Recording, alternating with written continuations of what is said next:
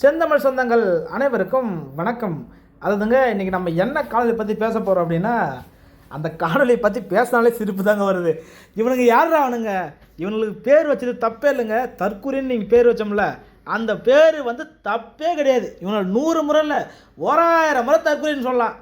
ஆனால் ஒரு மனசாட்சி இல்லையாங்க.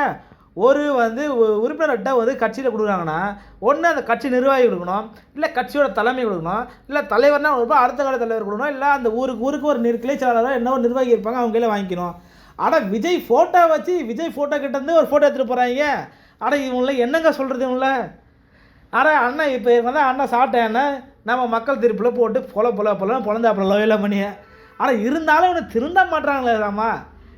இது வந்து எப்படி சொல்கிறது, ஒரு மூடர் கூட்டம். இந்த கூட்டம் இவனுங்க கடைசி வரைக்கும் திருந்தவும் மாட்டானுங்க.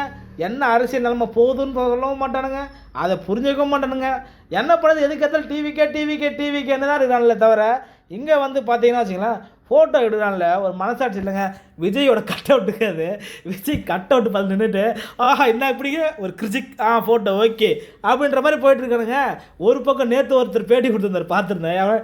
ஏங்க கேரளாவிலேருந்து வந்து தமிழ்நாட்டிலேருந்து ஓட்டு போட்டு போவாங்க கேரளாக்காரன். அவன் சொல்கிறாங்க, அவன் கேரளா ஆந்திரா எல்லா ஓட்டும் வந்து விஜய்க்கு தான் விழுமா. ஆனால் பாவிகளா டேய், நீங்களாம் எந்த ஊரில் இருக்கீங்க?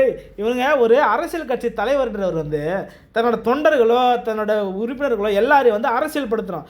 அடிப்படை அரசியல் என்ன இருக்குது, மக்களுக்கு என்ன தேவை இருக்குது, என்ன கஷ்டங்கள் படுறாங்க, ரூலிங் பார்ட்டி எவ்வளோ தூரம் மோசமாக நடந்துட்டு இருக்கான்றதை தெளிய வைக்கணும், புரிய வைக்கணும். ஆனால் இவங்களுக்கு என்ன தெரியுமா தெரியுது?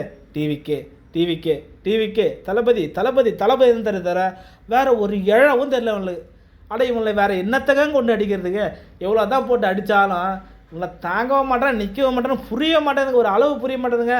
ஆனால் ஆந்திராவிலேருந்து வருவானுங்க. எங்கள் ஆந்திரா வீட்டில் எங்களுக்கு தாங்க விழுவான், கேரளா வீட்டில் எங்களுக்கு தான் விழுவான், எல்லாம் வருதுங்க. 2026 ஆந்திராக்காரங்க வந்து போடலான்னு நிருபர் திரும்பி கேட்காரு.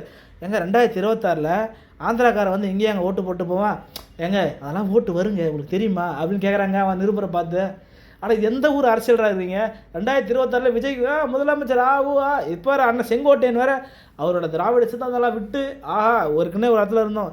மனுஷன் எவ்வளோ பெரிய ஆள், ஒரு கூட்டத்தை வச்சுருந்தார். ஆனால் இதில் வந்து இந்த ஒரு செங்கோட்டையன் போய் சேர்ந்தது வந்து அவருக்கு வந்து ரொம்ப புதுசாக இருக்கும். ஏன்னா இவனுக்கு வந்து எப்படின்னா காசை கொடுத்து மக்கள் கூட்டத்தை கூட்டுற கும்பல் இல்லையா. இதில் இந்த கும்பல் வந்து காசே கூடாமல் ஒரு கும்பல் கூடுதில்ல.